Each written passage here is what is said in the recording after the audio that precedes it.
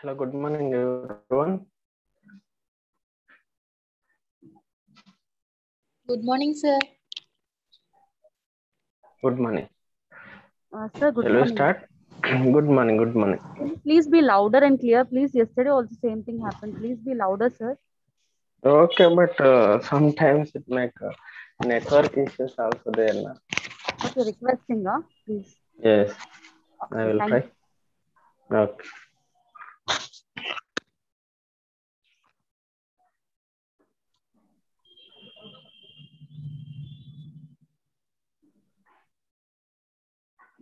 In our today's class, we are going to discuss about some issues of global concern, that is energy and environment. Already we have short discussion in yesterday's class about energy, what are the energy sources, what are the different types of energy sources are there in the world. So what is the relationship between the power to the our contemporary international relations. So in the form of development of nations, we need to utilize our natural resources in proper way. Already we have discussed every developed and non-developed nations are divided into this type of consumption of sources. Means in natural sources are utilizing technology and technical sharing also. So that's what every developing or poor or low income nations are trying to utilize their natural resources in proper way with the help of all the supporting nations. So that's many already we have discussed about many international organizations and regional organizations are established for the purpose of mutual cooperation and mutual development in terms of socio-economic, political, and technology basis development in all the nations. So, if we discuss about this in contemporary international relations, the energy into divided into two types. So that is renewable energy sources and non-renewable energy sources. So if we take introduction of these renewable energy sources that are mainly for the what we get it from that kind of renewable energy sources are mainly that are from the came from the nature. So if we take an example of biomass or wind or solar energy or hydropower or geothermal can provide sometimes of some sorts of this indigenous resources from the nature. So these all are available in all the nations, but with the use of these natural energy sources, they may develop themselves. So if they may not use these natural resources, they may not develop their economy or their technology or their use of proper resources. So that's what every nation is depending for the use of these natural resources in proper way. That's what every nation is depending for the technology to utilize these proper resources in proper way. So in fact many after the establishment of United Nations organization, many developed nations are conducting many conventions, many summits for the use of this renewable energy sources. So sometimes non-renewable energy sources like oil, fossil fuel oil, coal, or natural gas have been proven highly effective drivers for the economic progress, but that are all are belongs to the non-renewable energy sources in the world. So but at the same time these non-renewable energy sources are we are utilizing more than our uses, but it is damaging our environment and to even our human health also. So this traditional fossil fuel based energy sources are facing means increasing pressure on the host of environmental fronts. So if we take an example of our vehicles we are using with petrol and diesel like that, they may cause for the air pollution, and also with the use of their engines they will make noise pollution. So very uh, different types of pollutions are made by these fossil fuels, even industrial use, even in terms of transport system, like even railway also, even we are using in uh, for the use of aeroplanes, rockets, we are using many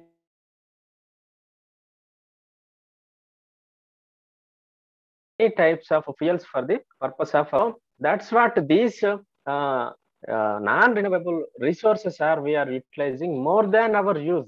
So if we control for the our usage, we can get them for the long period. But non-renewable energy is a resource that cannot be replaced slowly or gradually by only natural process. So if we uh, take an example of this gas or fossil fuels or coals, if they want to become that condition, it make more than million years to become like energy. So in case of this fossil fuels take millions of years, right? So if we utilize so early, they may end in soon. So we may not get that fossil fuels for the long time. So hello.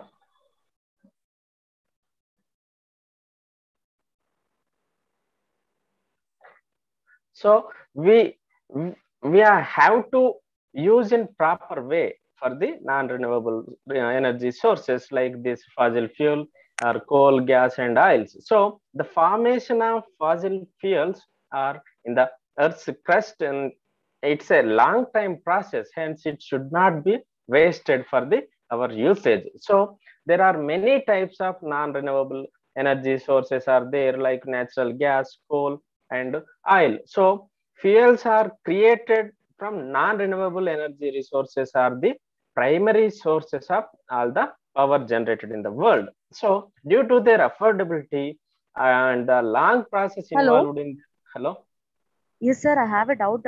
Renewable. hello. So due to their affordability and the long process involved in then generation, Hello. usually, can you ask after the class? Usually, non-renewable resources are formed from the organic materials which are heated or compressed for many years and get converted into crude oil and natural gas. So we are getting from this crude oil only, we are getting petroleum, diesel, and gas, etc. So non-renewable energy is mainly fossil fuels that are divided into three types of energy sources.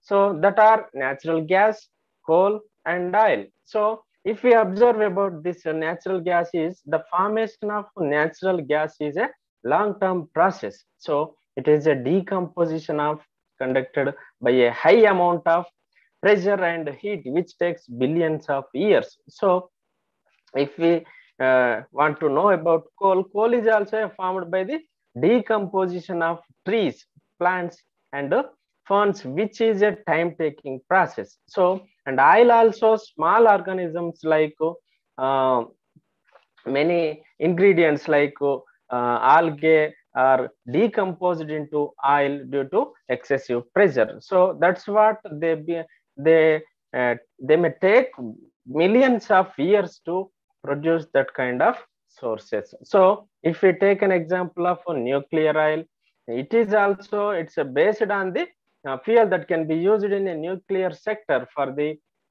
use of for the consumption of energy, or for the use of even we are using for that into nuclear reactors. Already we have discussed about nuclear power into the war systems. So they may use for this nuclear power into this fuel into nuclear reactors. So uh, actually we have to know about this non-renewable energy is not only defines as above mentioned resources, but also refers to other minerals and metals related to the earth, such as gold, silver, iron, and other similar materials. So these materials also take a long time period in their formation. So sometimes it take cost also. So often costly to mine, as they are found deep in the earth's crust. So however, they are much more abundantly available in the fossil fuels. So if we observe about the global impact of non-renewable energy into the present times, it is commonly understood that the burning of fossil fuels has harmful effect. Already we have discussed about the usage of petroleum or diesel products into our regular usage of vehicles for the transport sector or other sources. They may harm to the environment and natural environment. So it is responsible for global warming and climate changes. So along with this, nuclear materials also associated with these kinds of risk, because their radioactive nature makes them into toxic. So besides the environment effect of this kind of fossil fuels, it also causes damages to the economy.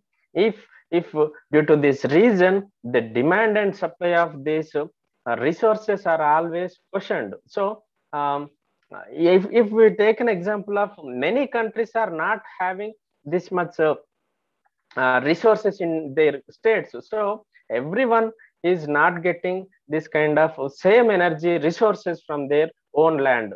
So that's what even we take an example of petroleum products we are importing from the Arabian states. So we are not getting proper resources in our country. That's what we are importing from the other states. So every nation in the world also depending upon other states resources like this. So there are many advantages, or there are many disadvantages are there from this non-renewable energy sources. If we take an example, every nation is utilizing more than their use. So that's what they are decreasing so speedy in their consumption. So there have a long running debates are about these advantages and disadvantages of non-renewable energy sources. So many consumers, means consumer states in the world, are discussing about this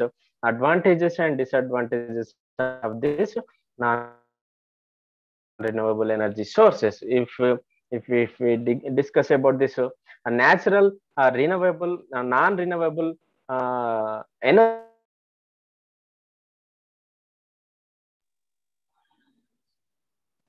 Sir, your voice is trucking, sir. source such as coal or oil trend. So if we want to use solar or wind energy, uh, we have to spend more money on the consumption of those natural resources which are available unlimited in the world. So huge profits can be generated in the mining of coal, selling of oil, or the construction of natural gas pipelines. So there is profits are there, but actually the resources are less in the ground. So these resources are easy to use in, whether in a home or anywhere else, for the industrial sector or other uh, service sectors. Service sectors means for the use of the our regular uses. So consumers can find the non renewable resources are very cost effective price. That's what, even if we take an example of petrol now we are watching what are the rates are there. There are very high rates are there for the consumption of these oils. So every nation wants to get it at low cost, but for the transportation, for the regular users, they are hiking prices in every time. So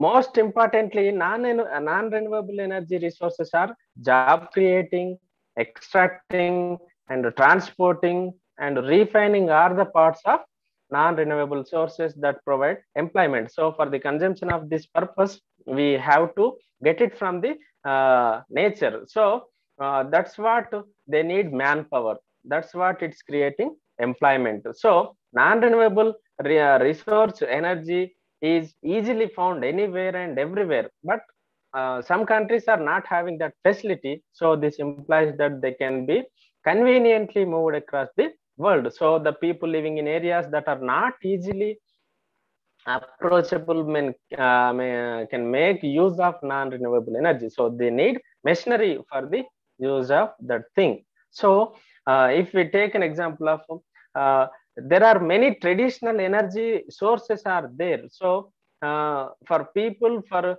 even new machines need this kind of energy sources. So that's what now we are making the use of e-vehicles, which are using battery power. So battery power can made by the like even electric power, or maybe from the solar energy. So like that, we are converting into non-renewable to renewable energy sources. So it may take a long time, but we have to move from the non-renewable energy sources to renewable energy sources. So that non-renewable energy source are less in the all the states. So many disadvantages of non-renewable energy, if we discuss about this thing, one of the major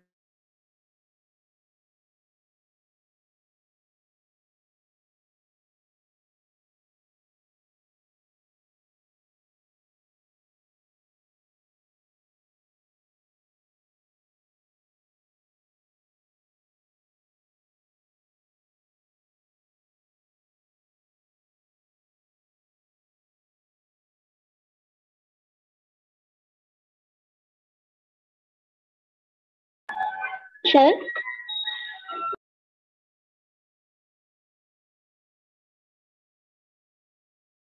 excuse me, sir.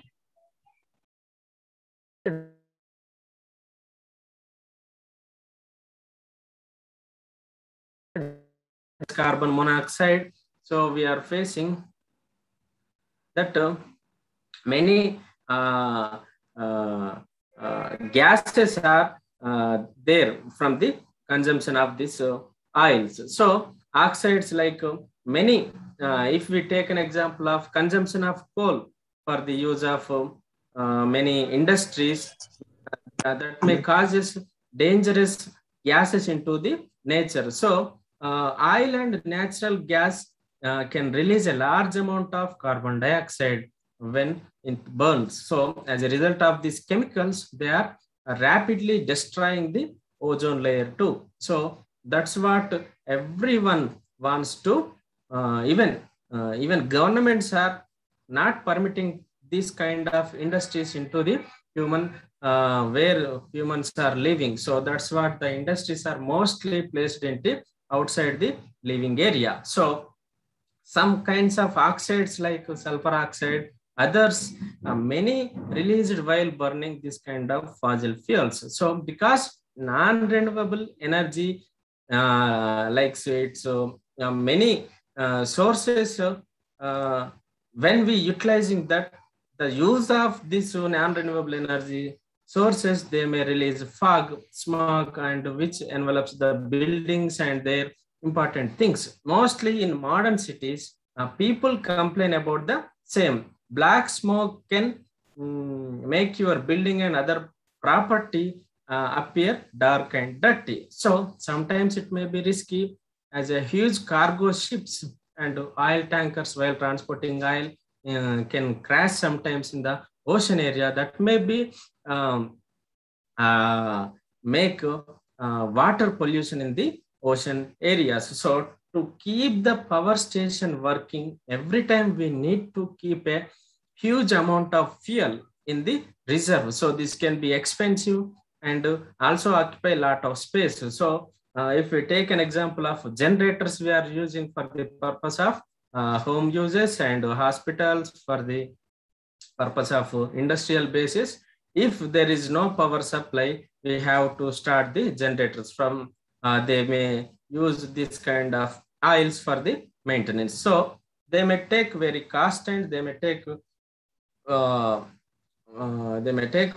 huge space for the maintenance. So not only to other people, but the workers who are working in the coal mines or oil drills are also even prone to a number of health risks are there. So as a result, there are large number of diseases and injuries, even deaths too are happening when it is taken from the sources. So if we take an example of disadvantages that are came from the non-utilizing the non-renewable sources, if we differentiate between the renewable and non-renewable energy sources, there are many differences are there. If we take an example of oil, means that is crude oil is very smelly and it is in the form of liquid, usually found in underground areas like called even reservoirs.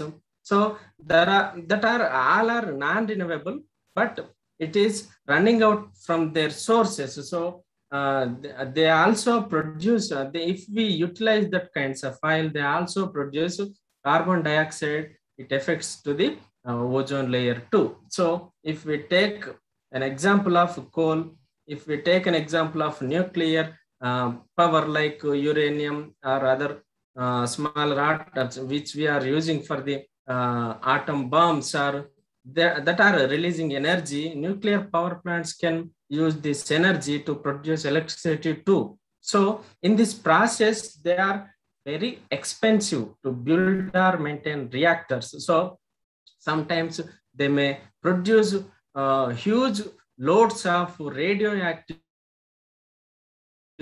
So it is difficult to dispose of waste, and heated wastewater also harmful to our aquatic life. So sometimes the terrorism threat also there with this kind of utilization of nuclear weapons. So if we use these types of resources have a ability to regenerate. So themselves as they can be regenerated easily. What renewable energy sources are regenerate themselves. So that's what we are moving from the non-renewable to renewable energy sources. So the process of regeneration of renewable energy involves ecological process and specific time period. So if renewable energy is utilized at a very high speed, that is higher than the environment's ability to refill it, so then it may become non-renewable energy in near future. So that's what we are moving from the petroleum vehicles to electric vehicles, and petroleum, we are cutting down the usage of petroleum and diesel consumption in the our regular uses. So we are started use of e-bikes, e-vehicles, e-cars, electric that are using with battery power. So we are moving from the usage of non-renewable energy sources to renewable energy sources. So the potential of renewable energy sources are enormous, as they can principal meet many times. Means the world is demanding for the use of renewable energy. So renewable energy sources such as we discussed, biomass is there, wind is there, that is unlimited, and solar power is there, that is also unlimited, hydropower also there, and geothermal can provide sustainable energy services. So based on this use of routinely available indigenous resources, so in addition to these renewable energy systems are usually founded in a small scale. So decentralized paradigm that is inherently conductive too. So rather than adds to with many electricity distribution and cogeneration, so combined with the heat and power, so environmental and capital cost issues also there as an alternative to custom these renewable energy sources. On-site construction of centralized power plants, renewable systems based in many like windmills, biomass, or small hydropower.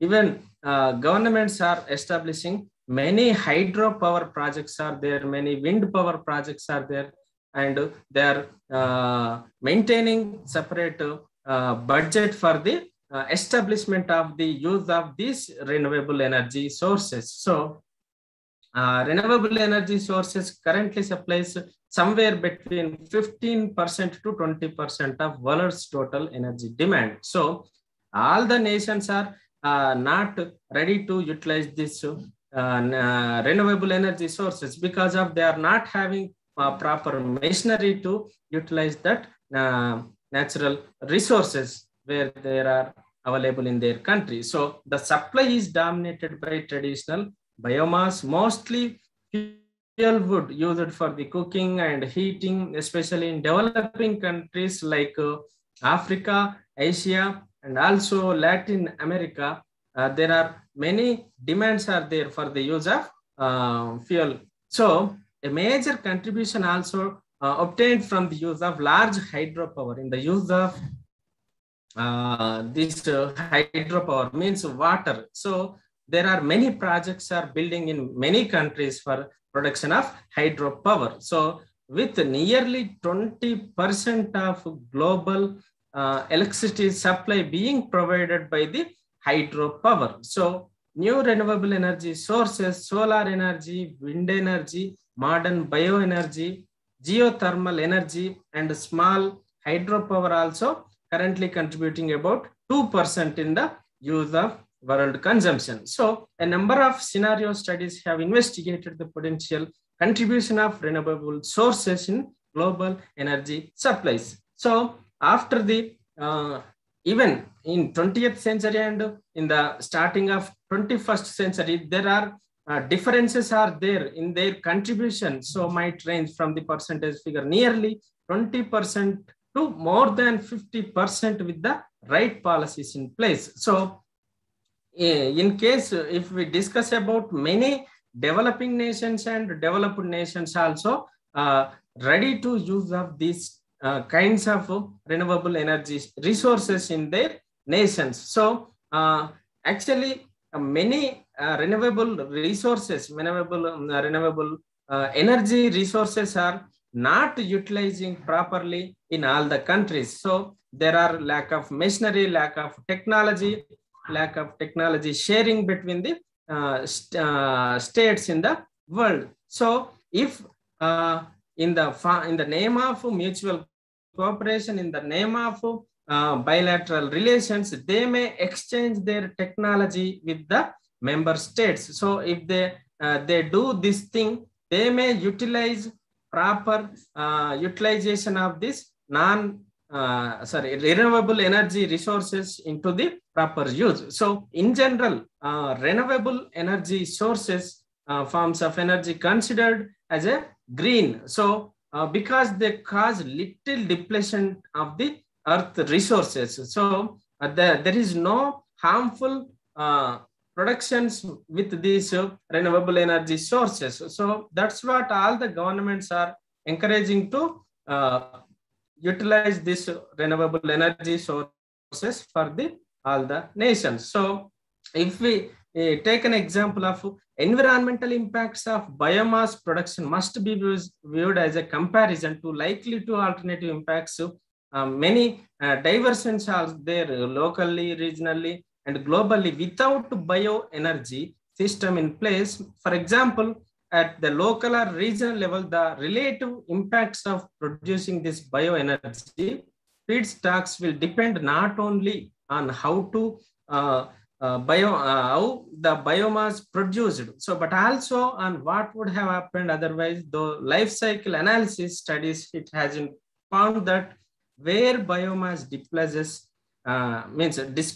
that non-renewable energy like fossil energy systems, there will be a reduction in the impact of on global climate through the reduction in over greenhouse gas emissions. So many bioenergy conversion technologies offers flexibility in choice of feedstock at the manner in which is produced. So overall, all the nations in the world come together to utilize the renewable energy resources in proper way. So another important potential impact of this bioenergy is very important in the present scenario. So there are many issues also there in the production and their use of their consumption of bioenergy too. So the main barrier is whether the energy carriers produced are competitive. So this is particularly true when specially produced biomass is used. So in many situations where cheap and negative cost biomass wastes and residues are available, the utilization of biomass is or could be competitive, and future technology development should help further reduce the costs of bioenergy. So many countries, many developed countries like Sweden is using this type of biomass into their use. If we take an example of wind also has considerable as a global clean energy source. So being both widely available. So through diffuse are producing no pollution during our generation. So wind energy has been one of the humanity's primary energy sources for transporting goods, milling grain and pumping water for several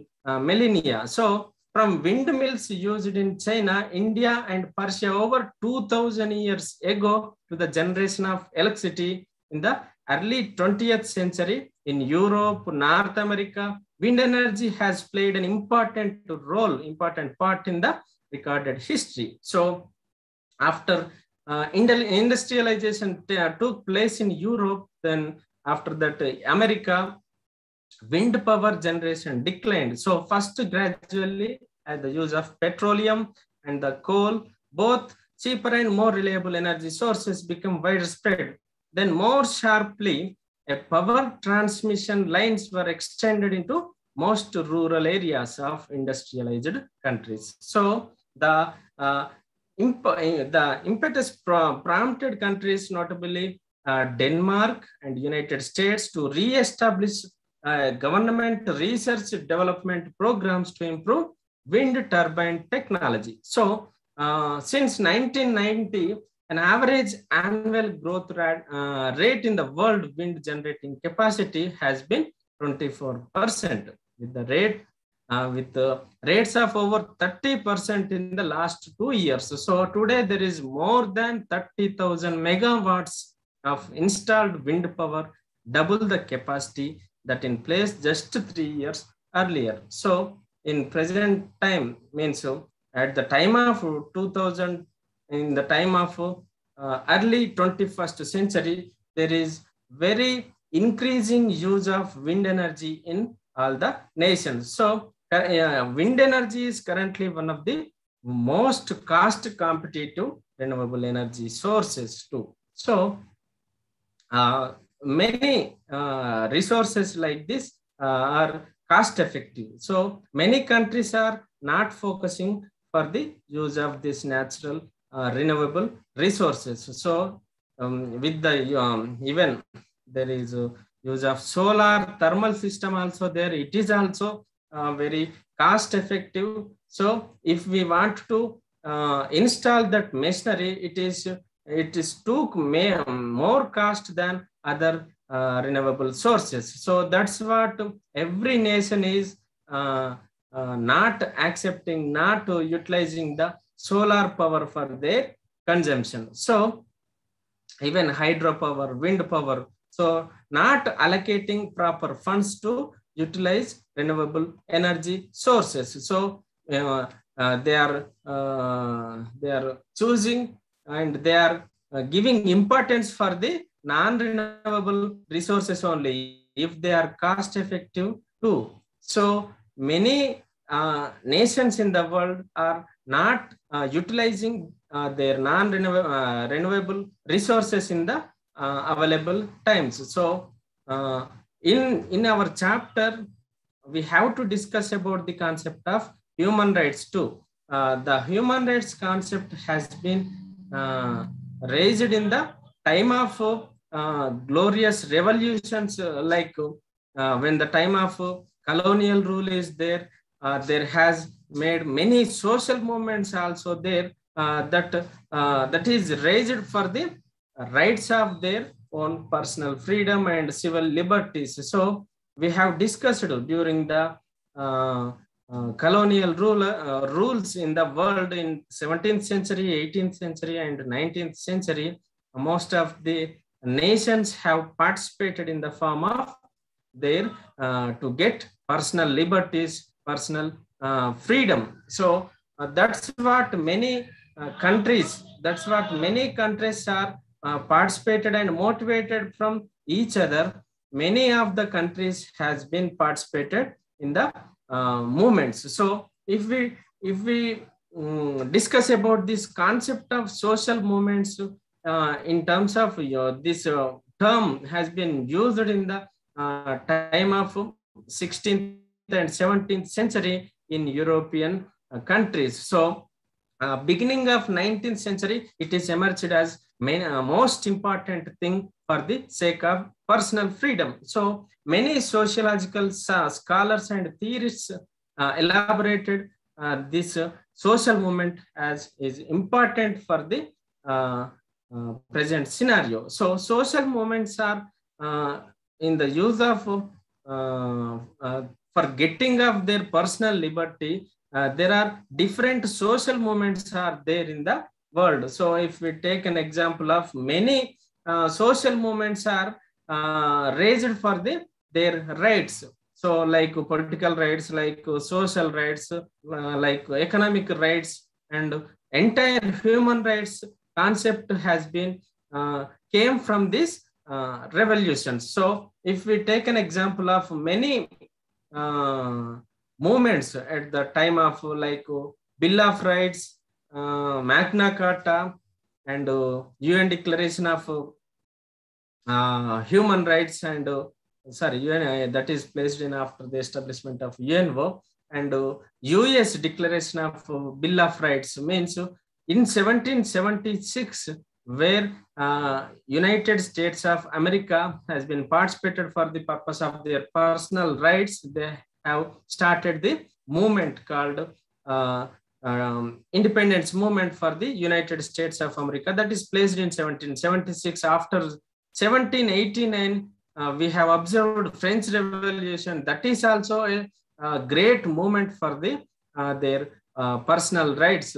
We have also motivated from the French Revolutions. We got ideas from them like liberty, equality, fraternity. The concepts has been borrowed from their revolution, their idealistic revolution. After that, Russian Revolution also took place for the this human rights, and after that, even Indian independence movement also took place for the concept of human rights and political rights and socio-economic rights too. So many important landmarks are also there for the progress of human rights. So if we take an example of Magna Carta in 1215, so it is also known as a great charter in the most significant constitutional document of all human history. So the main theme of this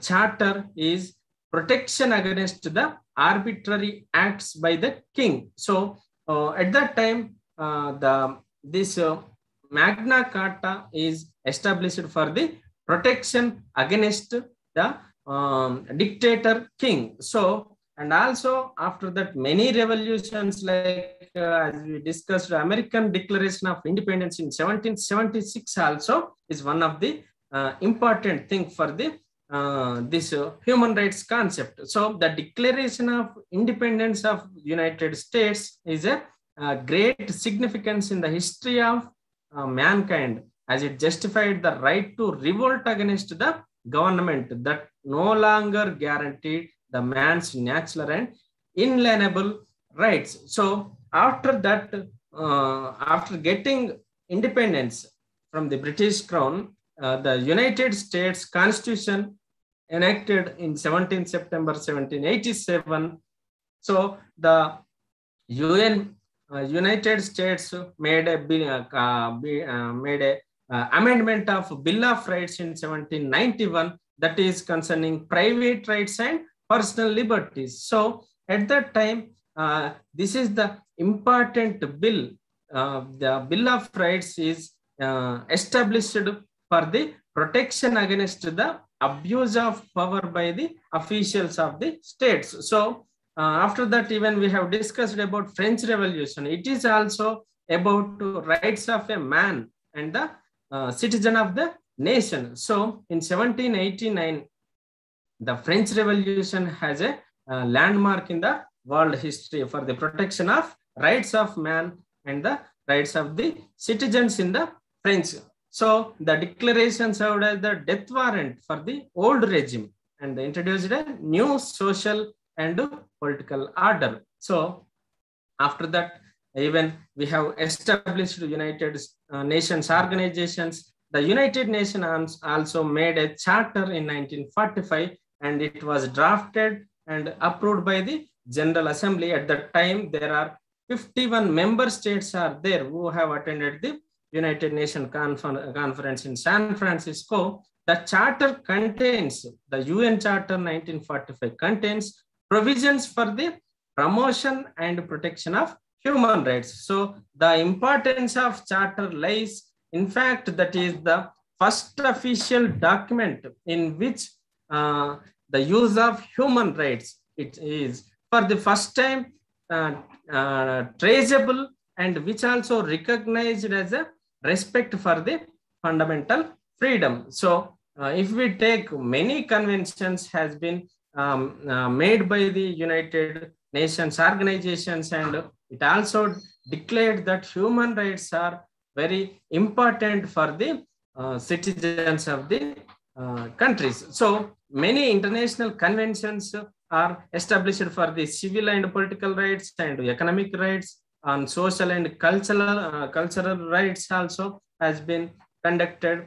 So if we classify the rights into different types, if we take an example of many rights are available. So as per United Nations, there are 30 basic human rights are there. So if we take an example of our Indian Constitution, we have borrowed fundamental rights from United States of America, and we have placed it into the Part 3 of Constitution in different rights, like 6 fundamental rights are there. But as per UNO, there are 30 basic human rights are there after the Universal Declaration of Human Rights in 1948, December 10th, they have made a declaration consist of 30 articles affirming an individual rights.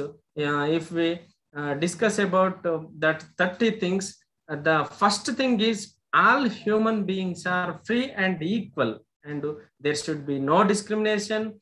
Every state has to provide right to life.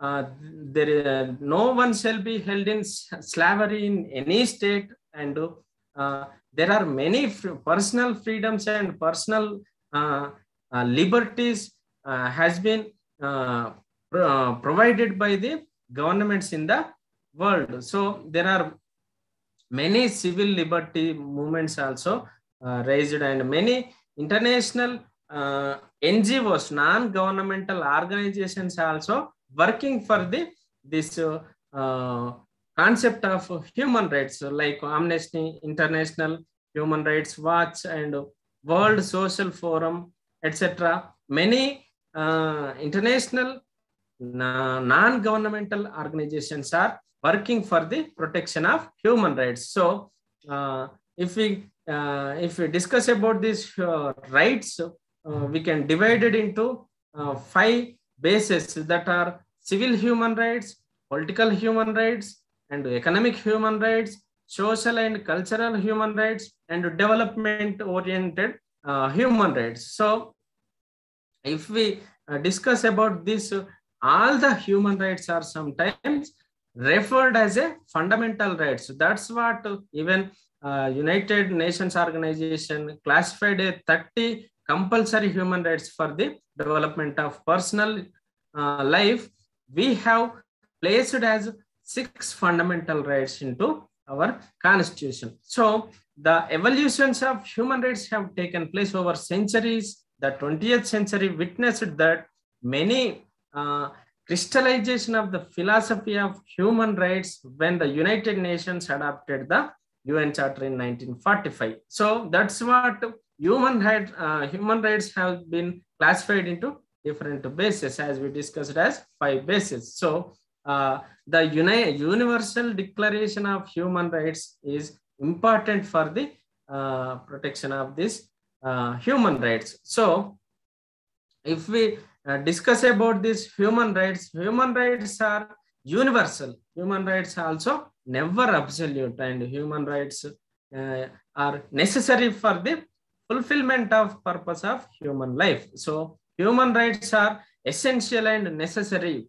in these types of human rights are inalienable. So the important characteristics are having the nature of these human rights. So it is very important, and there should not be discrimination in the implementation of individual rights in individual states. So that's what United Nations Organization has been made in UN Charter for the protection of personal freedom and personal liberties. So every nation has to stand for the protection of personal life. So that's what we are having.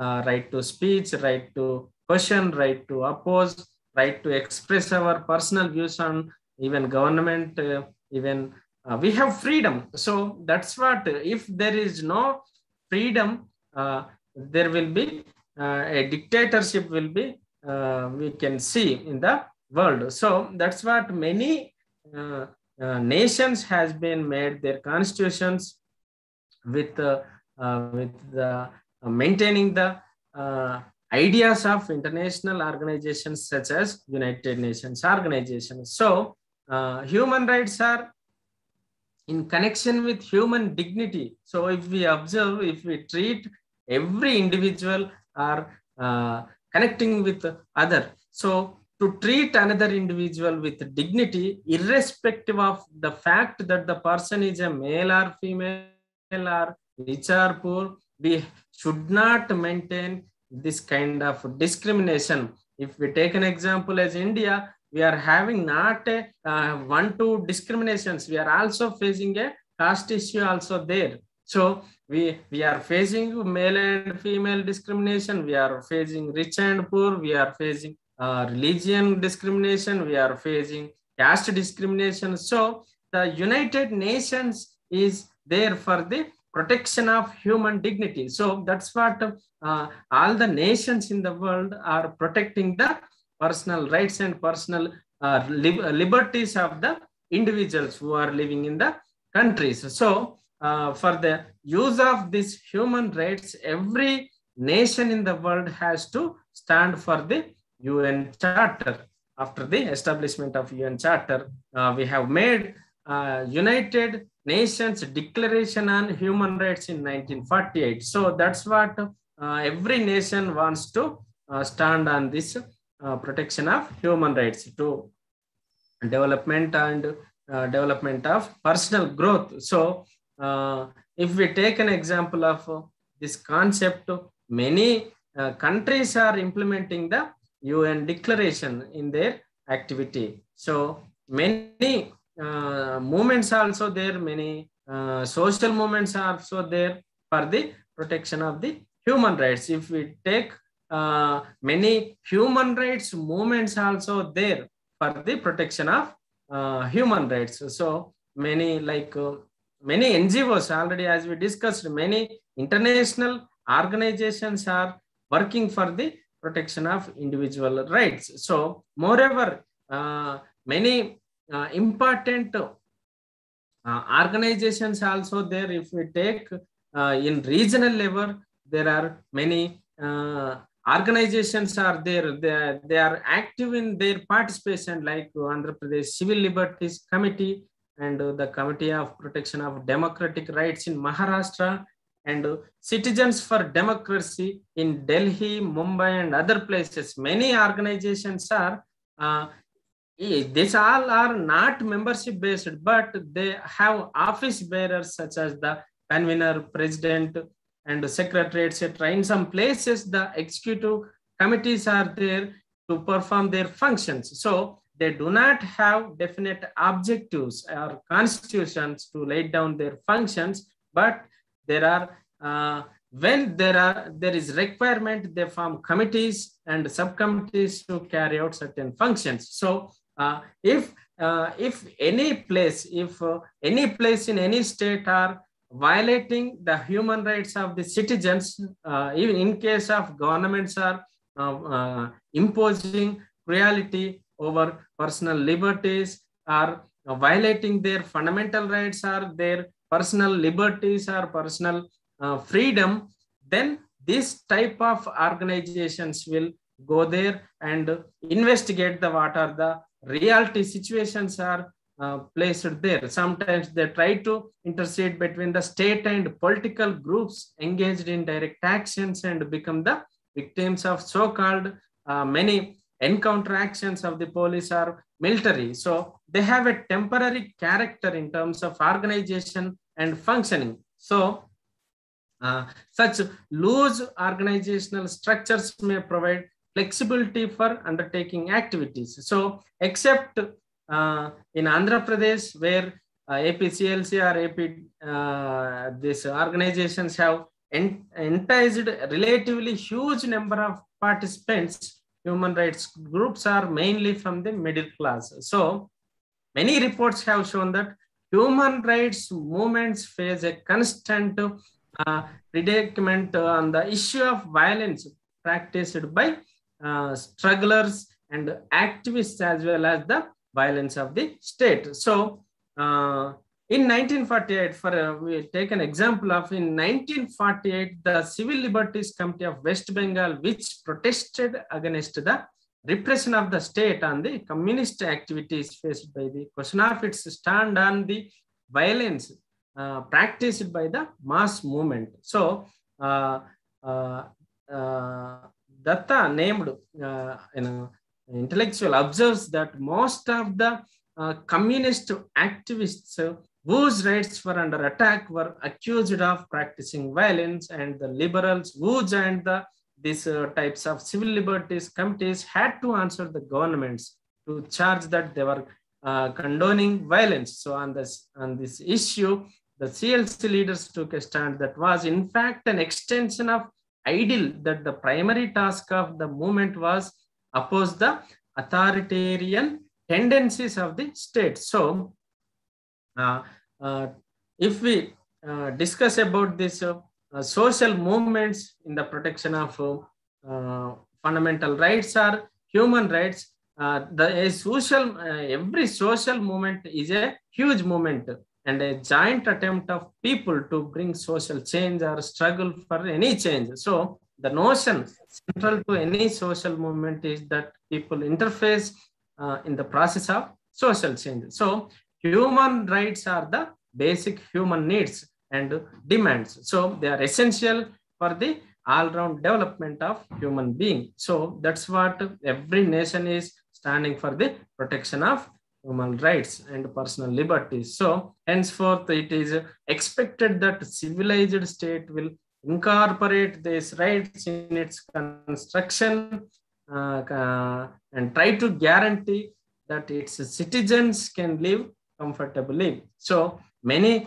as we discussed, many organizations, many nations are focusing for the protection of civil liberties. So in the time of national movement also, we have faced this issue. So the first human rights group in the country, the Civil Liberties Union, also formed by the Jawaharlal Nehru and some of his associates in the early 1930s, in the time of national movement, with the aim of providing legal support to the nationalists accused in the sedition against the colonial authorities in 1936. So that's what Jawaharlal Nehru came forward to form a first civil liberties organization. So that is named the Indian Civil Liberties Union, was established in Bombay in 1936 with Rabindranath Tagore as its president. So Nehru said in his address to the founding conference of this Indian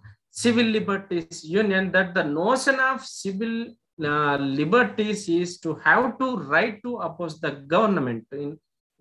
That's what they are imposing their cruel authority over the Indians. So that's what in 1945 Sir Tej Bahadur Sapru brought forth a constitutional proposal emphasizing the importance of fundamental rights. So thus liberties and rights protected in the Indian Constitution were product of the freedom of struggle of the people of India. So as we can show, we can see Haragopal and Balagopal also very famous in this concept in the protection of human rights. They are also participated, and they are still Professor Haragopal also participating in this protection of human rights. So the historical interpretation of the civil rights movements and protection of human rights ordinance, they have made many ordinances for the protection of human rights. So as we discussed, this human rights movement started in the during of national movement, and also after the post-independence period is also normally divided into this civil liberties activities. So the movement elevated in the issue of democratic rights of the oppressed sections of society for justice and equality. So while detailing the struggle, many participants are there. They are voluntarily participating for the protection of human rights. So the struggle for the democratic rights is the struggle to assert the rights already guaranteed formally, but not ensured in practice. So we may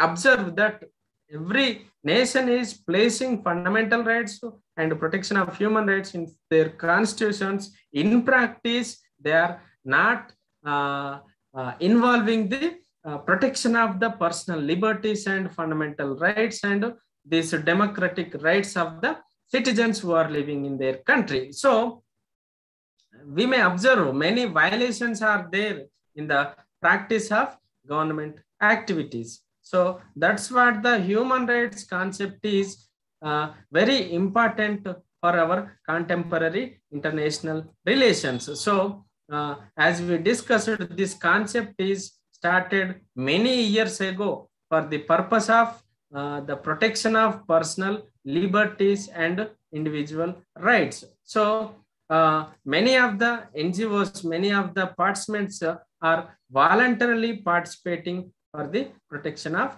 human rights. So this is the concept which is important in international politics. So many of the countries, after they participating, after they become members in United Nations organizations, they are there has been stood for the this protection of human rights. So many revolutions are influenced this concept. Many organizations also working for the purpose of protection of these human rights in the present scenario. So where there is violation of human rights or personal liberties or personal freedom, the many organizations or many individual participants are questioning the governments to implement the actual constitutions for the purpose of individual development. So many socialist movements are there, many human rights movements are there, many individual persons also trying to get personal freedom for everyone's personal freedom. So many we can see in daily newspapers also, the governments in entire our country also violating many individual rights. So they are working in the namesake only. They are not in practice. They are not participating. They are not protecting the personal individual rights of the citizens who are living in the country. So that's what even media, even many non-governmental organizations also raising the problems of poor and marginal sections who are in need of help in this context. They are trying to help them, and they are trying to provide better environment for the providing of good life in the society. So that's what the concept of this human rights is very important, and it is playing important role in our contemporary international relations. So it's time to conclude the session. Is there any doubts?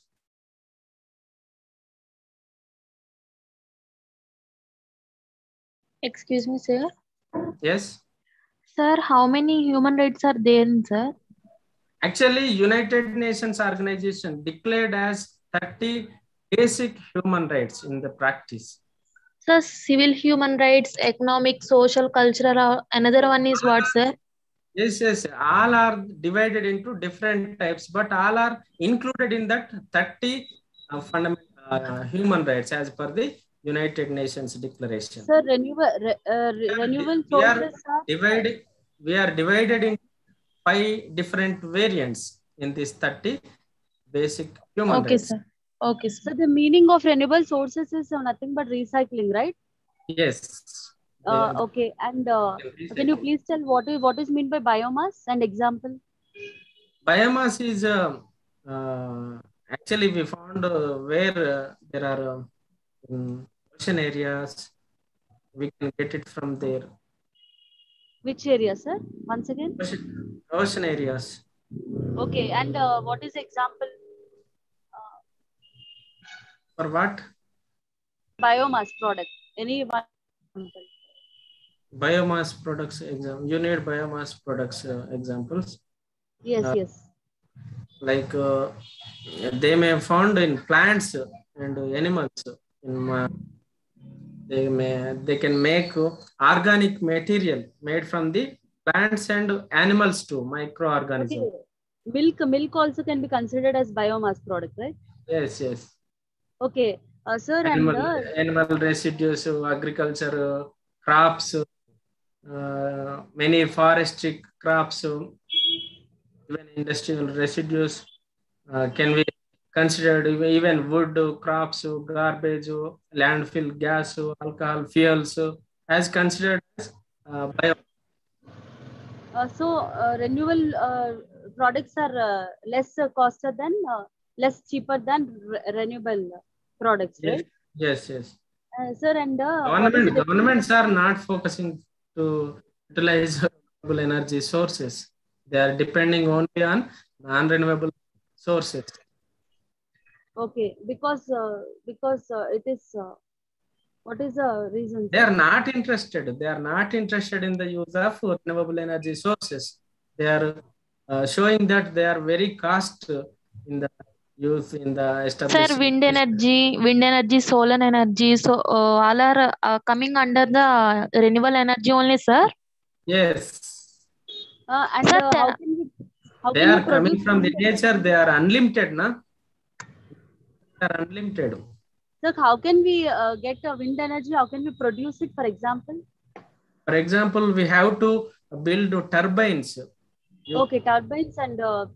turbines can make energy into wind, convert electricity. Even hydropower also like that only. We have to build turbines in the projects like... Okay. So these general energies are located near the water dams and all, right, sir? Yes, like Srisailam, Nagarjuna Sagar.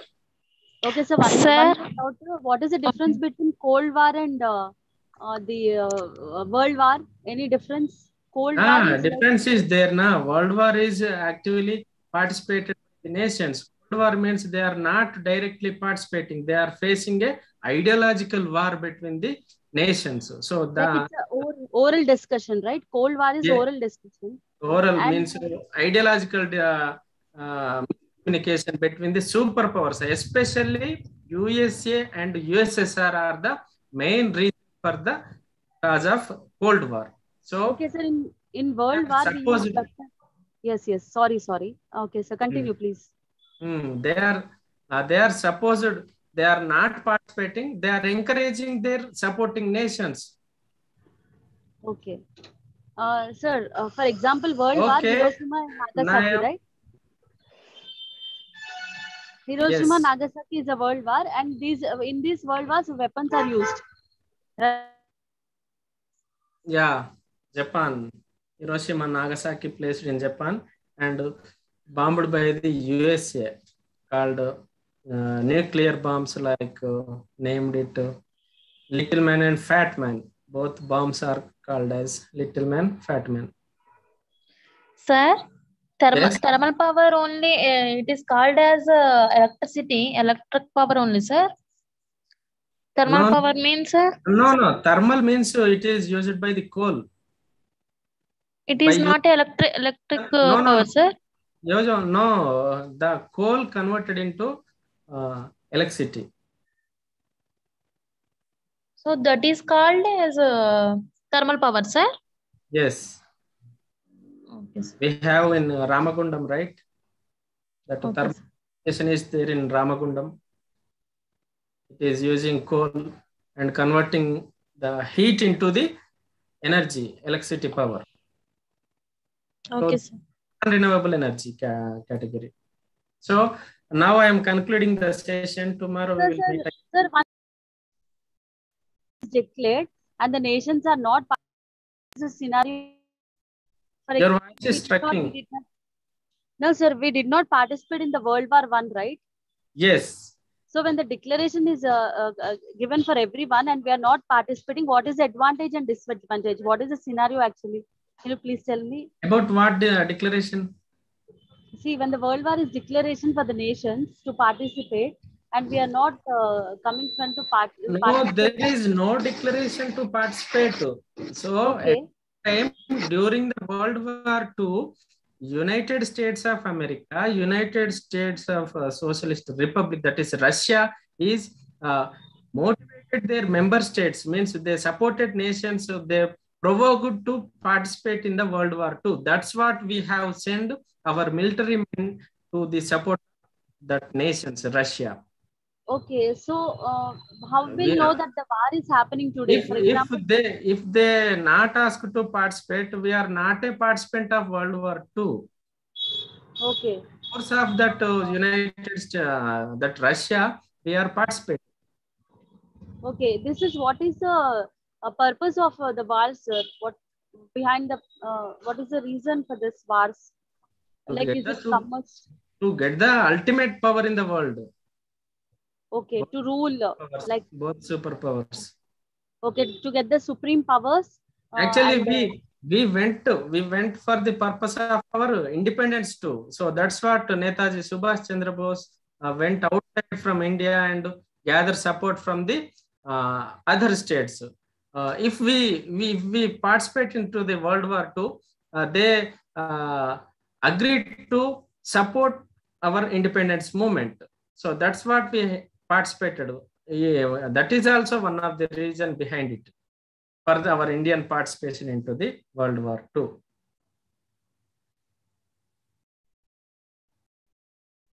Okay, thank you for the participation. Thank you, sir. Thank you. Thank you, sir. Thank you for the participation.